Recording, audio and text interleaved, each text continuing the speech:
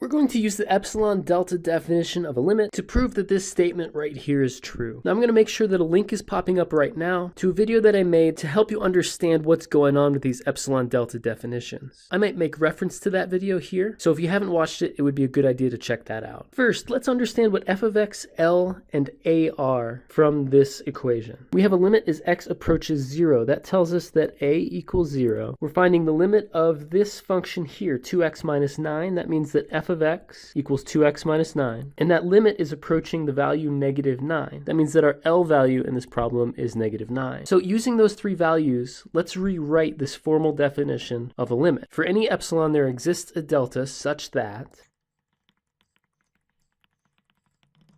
there, we just plugged in f of x, a, and L. This minus a negative 9 turns into a plus 9. The 9's cancel, and we get 2x is less than epsilon whenever x is less than delta. Now I'm going to reference that previous video. This epsilon is the value that the queen is giving to us. We need to do a little bit of a calculation to determine what our delta needs to be to satisfy the queen. In this example, our calculation is almost too simple. If we take the absolute value of 2x, we can think of that as the absolute value of 2 times the absolute value of x, but the absolute value of 2 is just 2. So we can divide both sides of this inequality by 2 to get the absolute value of x is less than epsilon over 2. And we need to guarantee that that x is less than epsilon over 2 by making the appropriate choice for delta. So we get to choose a value of delta. We get to decide how small our value of x is going to be.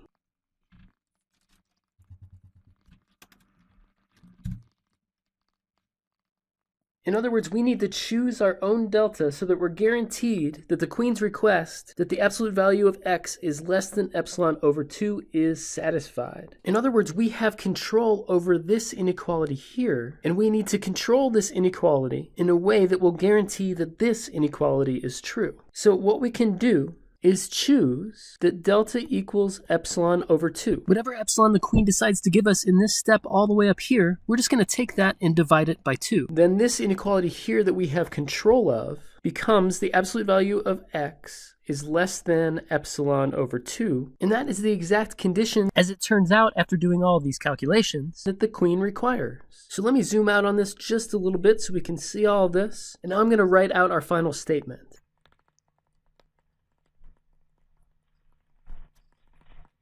We can say that for any value of epsilon, the distance between our value of our function and negative 9 is guaranteed to be less than epsilon whenever our distance between x and 0 is less than epsilon over 2. We just showed that this was true above, and because this long statement is true, we've proven formally that the limit as x approaches 0 of this function equals negative 9. Okay, I understand that that is pretty confusing, but we'll do a couple more examples, and I hope that this video helped you out a little bit. I'll see you next time.